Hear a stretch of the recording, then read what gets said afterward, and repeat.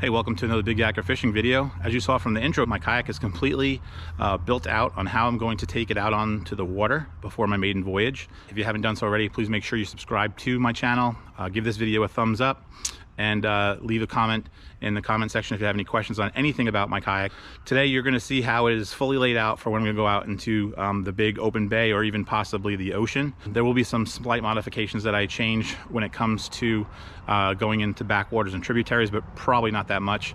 Most of it will remain the same. I may remove some extra stuff from the kayak. For the most part, it's going to remain the same no matter what body of water I go into. So I hope you enjoyed today's video. I only have about 13 more subscribers until we hit that 300 subscriber mark, and if we do hit that 300 subscriber mark, then I will do a giveaway, a hat and some lures as well, and a Big Yakker sticker. So stay tuned for that. Thank you for watching, and again, enjoy the video. All right, so here's the Hobie Outback from bow to stern. As you saw with the overhead shots, I did upgrade all the deck padding up front here, all along the deck, and then all the way to the back under the seats. Actually, it exists back in the seats, and you have it back here in the different wells. It's supposed to make it so it dulls out any sounds from either standing up and or dropping lures on the boat, but honestly I don't care about all that. It really just makes it look a lot nicer, and it does protect the boat a little bit. So I did make a video on that. Unfortunately it was kind of boring, so really it's just, you know, cleaning off the kayak, making sure you get rid of all the oils, and then you take the deck pads, lay them out ahead of time to make sure they all fit in the right spot like a puzzle, and then you just take the backing off and apply pressure and stick them to the kayak. So without further ado, let's just get started with how I have it laid out for going out on the Chesapeake Bay and most of the tributaries on the Chesapeake, and I'll probably even have it this way for most of my trip in Montauk this summer to get some fluke, flounder, and other fish. So let's start here. So this is the 2023 Hobie Outback, and the color is papaya camo. It has the normal well here. Instead of my old kayak had the one latch system, this has the two latch, and then you have the well there. Supposedly with the gaskets they put on here, they made it so it is better sealed and supposedly will not leak. That is yet to be seen when I take it out and take some waves over the bow.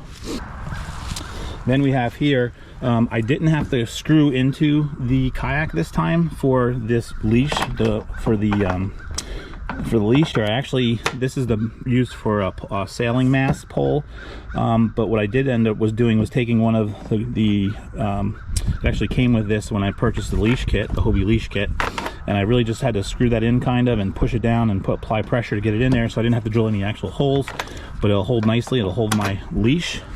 And then if you see here, the leash is attached to this. It has the quick release option here where you could just take this off and then leave the leash itself on the kayak.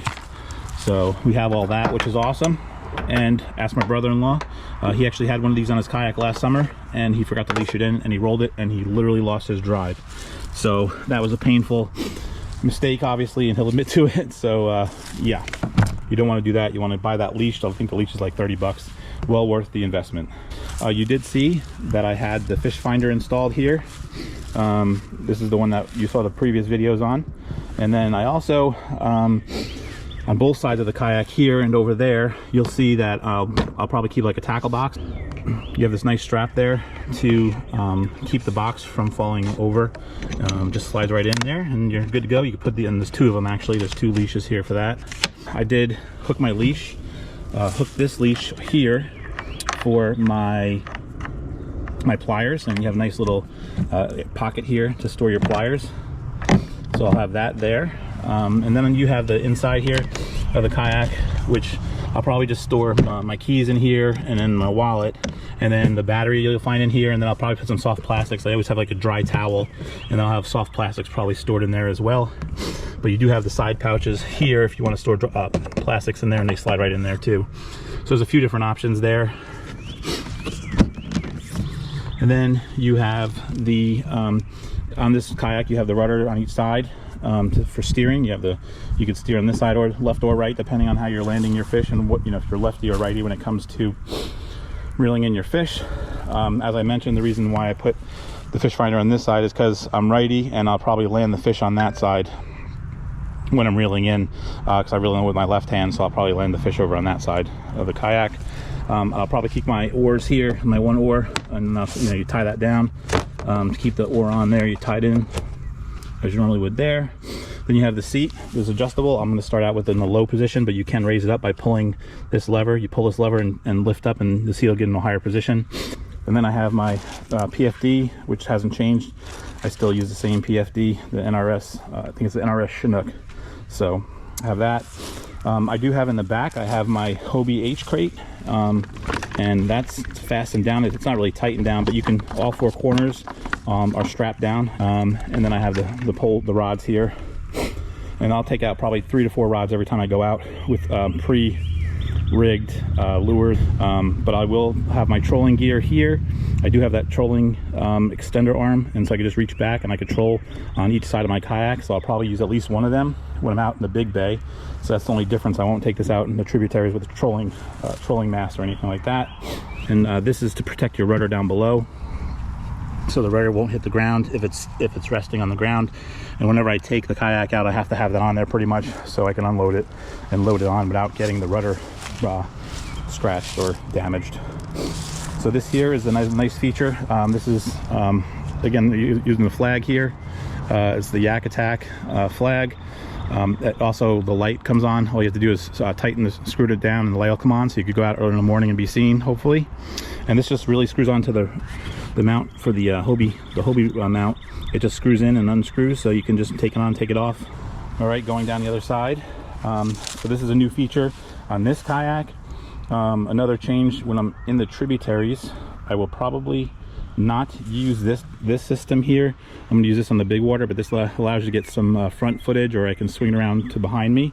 It easily adjusts by pulling up, actually pushing in on this and pulling up, and then you can swing the arm around, which is nice. So then you can actually get shots from behind here. So hopefully you'll get some better footage from the kayak on this kayak, and it has a lot of different features. But when I go in the tributaries, I'm probably not going to bring this with me. I'll probably use a smaller one that I have, and just for extra footage and things like that. So that's pretty much the kayak in a nutshell. I wanted to keep this fairly short. And of course I have the wheels that go in the bottom through the scupper holes. I'm going to use those all the time. Now that I'm carrying my kayak on the back of the truck, I did buy a bed extender. So anything local, I'm going to use the bed extender for, so I don't have to put it on top of my truck and hurt my back or strain myself. And then whenever I go long distances, then I'll put the kayak on top of the truck, on top of the roof racks there. But for the most part, we're going to continue to use these wheels every time we go somewhere, and use the bed extender every time we go somewhere local. When I say local, I'm talking about within an hour or 2 hours of where I live.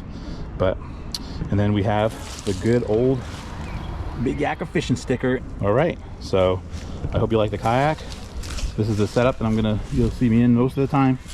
And let's see if we can get on some fish and get the skunk out of the brand new boat on the maiden voyage. All right, thanks for watching.